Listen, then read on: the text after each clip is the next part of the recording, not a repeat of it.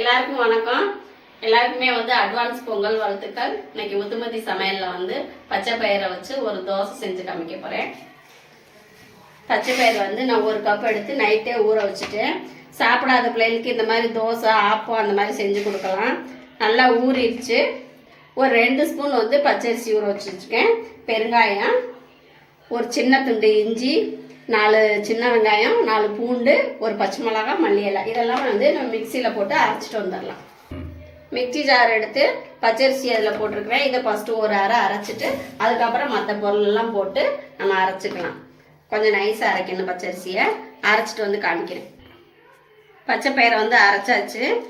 இந்த பச்சை பயிருக்கு தேவையான அளவு உப்பு போட்டு அரைச்சிருக்கிறேன். நல்லா நைஸாக அரைச்சாச்சு. ஒரு 1/4 டீஸ்பூன் சோடாப்பூ போடுறோம். நம்ம உடனே அரைச்சி செய்கிறதுனால நல்லா சாஃப்டாக இருக்கும். 1 ஸ்பூன் சின்ன சீரகம், கொஞ்சம் பெருங்காயத்தூள்,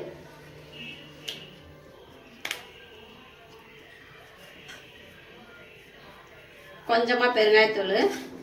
பயறுனால நம்ம ஜீரணம் ஆகாது, அதனால பெருங்காயம் சேர்க்குறோம். மாவு இந்த அளவுக்கு தான் இருக்கணும். தோசை ஊற்றி காமிக்கிறேன். தோசை கல் சூடாயிடுச்சு. நம்ம தோசை ஊற்றிக்குவோம்.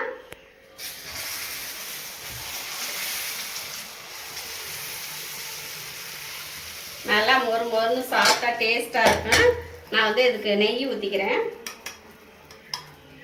இந்த நெய் நான் வீட்டிலையே நம்மளே உருக்குனது தான். பால் ஆட வச்சு சேர்த்து வச்சு நல்லா வாசமாக டேஸ்டாக இருக்கும். வேகத்து தோசை வெந்துருச்சு. நம்ம திருப்பி போடலாம்.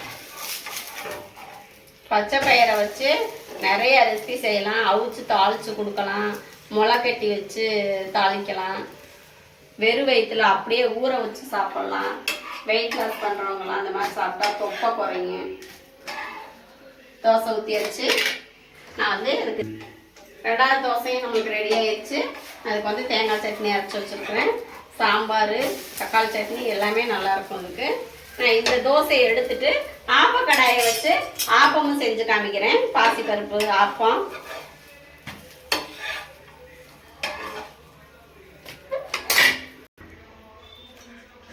ஆப்ப கடாயி சூடாயிடுச்சு. ஒரு கரண்டி மாவு ஊற்றி நம்ம ஆப்பமும் சுட்டு காமிக்கிறேன். ஒரு கரண்டி ஊற்றிருக்கிறேன்.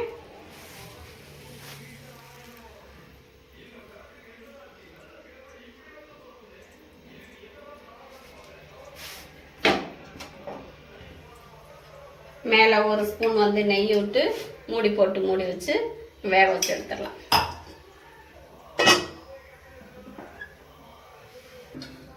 ஆப்பம் வெந்துருச்சு.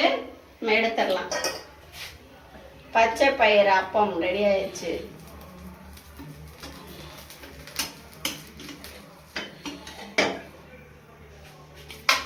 ஆப்பமாகவும் சுடலாம், தோசையாகவும் சுடலாம். நம்மளுக்கு எது விருப்பமோ அது மாதிரி செஞ்சு சாப்பிடலாம். பச்சை பயிர் தோசையும் ஆப்பமும் ரெடி ஆயிடுச்சு. இதே மாதிரி நீங்கள் செஞ்சு சாப்பிடுங்க. வீடியோ பிடிச்சிருந்தா லைக் பண்ணுங்க, ஷேர் பண்ணுங்க, சப்ஸ்கிரைப் பண்ணுங்க, பெல் பட்டன் பண்ணுங்க. தேங்க்யூ.